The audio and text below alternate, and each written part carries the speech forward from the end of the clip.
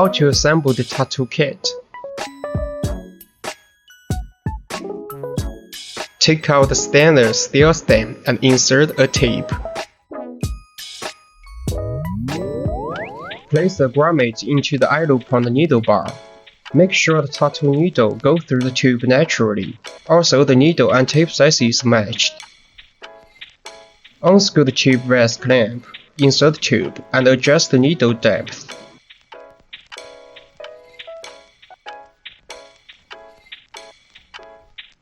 After that, tighten tube rest clamp. Use the rubber band to prevent the needle from shaking heavily, usually standard 2 loops. Connect the power cord and turn on the power supply.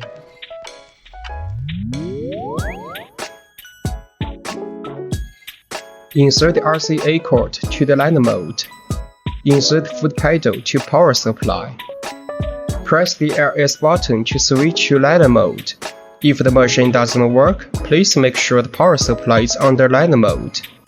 Adjust the voltage to 5 to 10.